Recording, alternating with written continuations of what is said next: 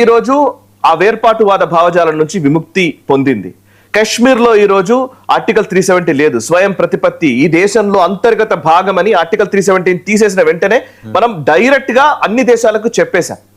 కశ్మీర్ లో state hood గురించి already Modi ప్రభుత్వం ఆల్రెడీ ఒక ప్రకటన కూడా చేశారు. ఏమంటున్నారంటే కొంచెం సిచ్యువేషన్ అంతా కంట్రోల్లోకి వచ్చిన తర్వాత స్టేట్ హుడ్ ఇస్తాము, దాంట్లో ఎటువంటి అభ్యంతరము లేదు అని కేంద్ర ప్రభుత్వం చెప్పింది.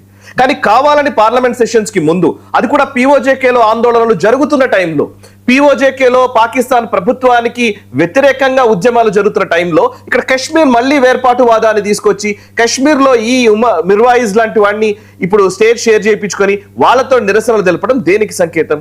అంటే పీఓజేకేలో ఏం జరుగుతుందో కశ్మీర్ లో కూడా అదే జరుగుతుందని చూపించడం, అది జరగాలని చెప్పే అంతే కదా. ఇప్పుడు జస్ట్ ఈక్వలైజింగ్ అన్నట్టు పీఓజేకేలో పాకిస్తాన్ ప్రభుత్వం అణిచివేస్తోంది.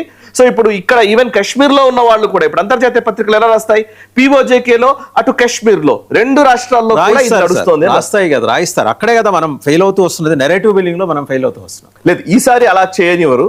యాక్చువల్లీ ఇప్పుడు మోదీ ఉన్నంత వరకు అయితే నేను దాంట్లో ఏం కాన్ఫిడెంట్ గా ఉండగలుగుతాను. మోదీ గానీ, అజిత్ దోవల్ గానీ, లేకపోతే ఈవెన్ జయశంకర్ గానీ, ఈ టీం మాత్రం భారత్ విషయంలో, ముఖ్యంగా కశ్మీర్ విషయంలో వేరే ఆలోచన చేస్తుందని అయితే నేను అస్సలు అనుకోవట్లేదు. బికాస్ ఆర్టికల్ 370 అప్పుడు ఏమీ పీకలేకపోయారు, ప్రపంచ దేశాలు ఎవరేం చేయలేకపోయారు. నెరేటివ్ బిల్డింగ్ విషయంలో వాళ్ళకన్నా మనం ఒక 4 అడుగులు ముందర ఉండాలి కదా అంట. ఇప్పుడు ఇది ఎక్స్పోజ్ చేయడమే అసలు విషయం.